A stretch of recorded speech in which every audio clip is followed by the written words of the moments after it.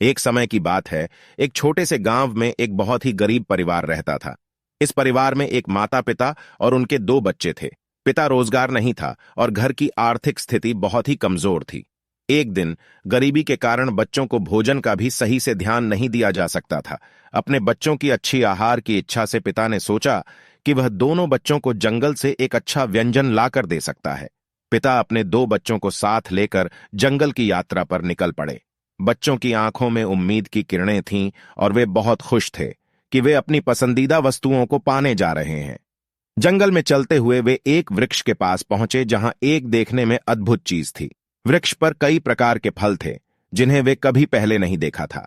वे बच्चे बहुत खुश हुए और पिता को यह बताया कि वे उन फलों को चाहते हैं। पिता को उनकी खुशी देखकर अच्छा लगा, लेकिन उनके पास खाने के लिए कोई पैसा नहीं था।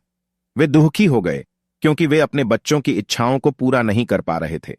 तभी एक वृद्ध आदमी वहां से गुजर रहा था। पिता ने उससे मदद मांगने की कोशिश की, उम्मीद करते हुए कि शायद वह उन्हें कुछ धन दे सकता है। वृद्ध आदमी ने उनकी कठिनाइयों को समझा और उन्हें यह समझाया कि धन कमाने के लिए वह उन्हें नहीं दे सकता, लेकिन उनकी मदद कर सकता है।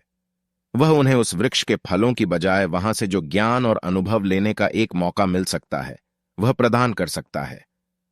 पिता ने उसकी सलाह मानी और उसकी मदद स्वीकार की। वह वृद्ध आदमी के साथ रहने और उनके ज्ञान को सीखने के लिए वहां रहने का निर्णय लिया। वह आदमी बच्चों को बहुत कुछ सिखाता और उनकी परवरिश करता रहा। समय बिताते हुए बच्चों ने न केवल ज्ञान बढ़ाया, बल्कि उन्होंने अपनी आर्थिक स्थिति में भी सुधार देखी। बच्चों ने अपने ज्ञान का उपयोग करके अपने गांव में बदलाव लाया और उन्होंने अच्छे पदार्थों की खेती करना शुरू कर दिया। जीवन का उनका मार्ग बदल गया और उन्होंने गरीबी को पार किया। यह कहानी हमें यह सिखाती है कि ज्ञान और अनुभव हमें असामान्य से सामान्य बना सकते हैं।